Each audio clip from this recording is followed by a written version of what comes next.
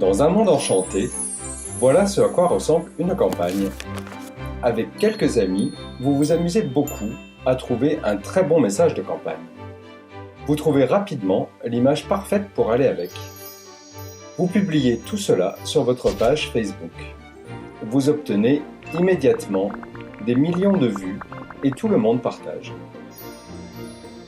Du jour au lendemain, tous vos pires ennemis s'excusent platement pour leurs erreurs passées et vous promettent à l'avenir un amour et un soutien éternel. Bon, retour à la réalité. Prenons ce cas précis. Vous êtes réunis lors d'un dîner de famille et vous souhaitez plaider en faveur des personnes LGBT. Autour de la table, il y a votre neveu homophobe, votre grande tante très religieuse et votre sœur qui vous adore. Et là, vous vous dites sûrement que ce n'est pas le meilleur moment. La première évidence ici, c'est que vous ne pouvez pas parler à tout le monde à la fois. Certaines personnes seront faciles à convaincre, d'autres non. Tuer deux oiseaux avec la même pierre est une jolie métaphore. Mais dans la vraie vie, chaque oiseau a besoin de sa propre pierre. Et soit dit en passant, merci de laisser vivre les oiseaux. Donc, en campagne, la première tâche est d'identifier qui cibler en priorité. Vous pouvez par exemple choisir la facilité et commencer par votre douce sœur. C'est elle la plus susceptible de vous soutenir. Cela vous donnera confiance et vous pourrez ensuite passer à quelqu'un d'autre. Mais pas sûr que ce soit une bonne idée d'aller parler à votre grande-tante. En matière de campagne, certaines personnes sont perdues pour la cause, du moins pour le moment. Et maintenant, prenons votre oncle. Vous savez qu'il est pour l'égalité entre hommes et femmes, et vous savez qu'il a signé une pétition pour le droit à l'avortement. Mais d'autre part, vous l'avez entendu sévèrement critiquer les personnes LGBT. Vous sentez qu'il y a un conflit entre ces deux attitudes, et avec une bonne stratégie, peut-être que vous pourrez le faire changer d'avis.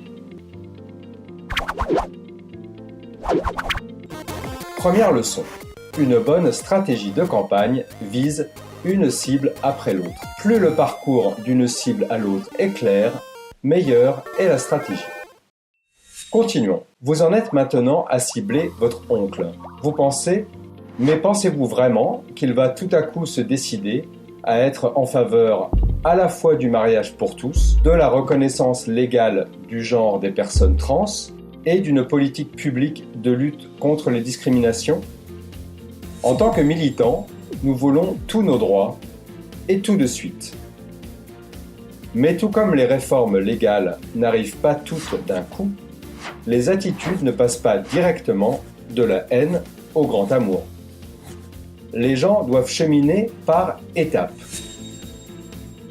C'est la métaphore de la maison. Le chemin du changement commence par la porte d'entrée. Une fois arrivé dans l'entrée, vous pouvez accéder à d'autres pièces, auxquelles vous n'auriez pas eu accès autrement qu'en passant par là. Et chacune de ces pièces vous permet d'accéder à encore d'autres pièces. Le hall d'entrée, ce pourrait être par exemple « Je n'ai rien contre tant qu'ils font ça chez eux ». Ce n'est pas là où vous voudriez rester, mais c'est peut-être une pièce que votre cible devra traverser avant d'atteindre une pièce plus agréable à vivre.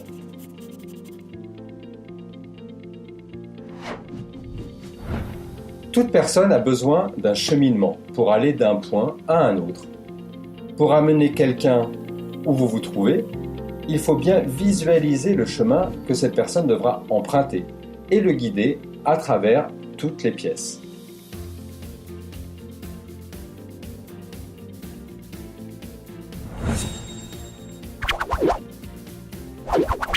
Deuxième leçon, une campagne doit conduire ses cibles sur un chemin du changement.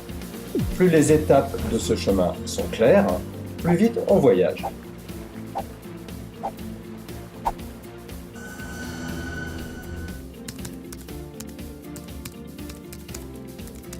Bon, et maintenant, comment faire avec votre oncle pour l'amener à passer d'une pièce à l'autre? La deuxième étape d'une campagne, c'est comprendre comment les attitudes se forment et changent.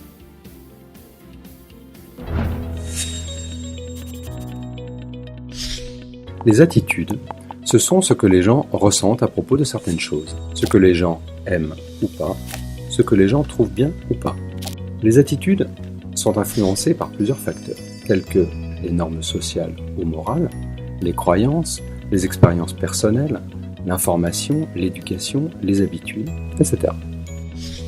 Mais au fond d'eux-mêmes, les gens sont guidés surtout par leurs valeurs. Ce sont leurs moteurs les plus profonds et les plus précieux dans la vie. Comme par exemple, prendre soin des enfants, vivre en paix, se sentir en sécurité, être bon envers les autres. Ces valeurs sont généralement bonnes et constructives. Malheureusement, ces valeurs peuvent aussi être manipulées par l'environnement pour générer des attitudes négatives. Prenons par exemple le désir profond de prendre soin des enfants. Lorsqu'elle est manipulée par les conservateurs et alimentée par des mensonges et des stéréotypes, cette valeur peut amener les personnes à s'opposer aux droits parentaux des personnes LGBT. Mais si la même valeur est cultivée de manière positive, les gens voudront protéger les enfants LGBT ou seront d'accord avec le fait que l'amour parental n'a pas de genre. Chaque jour, les gens sont exposés à de nombreux messages qui tentent de canaliser leurs valeurs dans des directions différentes. Par conséquent, le but d'une campagne n'est pas vraiment de changer les gens, mais plutôt d'aider les gens à arbitrer entre ces différentes influences. Les campagnes réussies doivent trouver le terrain où leurs valeurs coïncident avec celles du groupe cible. Les valeurs communes. Il se pourrait bien que celles-ci ne soient pas les valeurs les plus précieuses pour les militants. Par exemple, les militants pourraient être très attachés à la liberté et à l'autonomie. Mais le groupe cible pourrait être très attaché au respect de la loi et de l'ordre, ce que les militants, eux, considèrent plutôt comme un obstacle. Mais les deux groupes pourraient avoir en partage l'aspiration à l'équité et la justice, et c'est là que la campagne doit avoir lieu.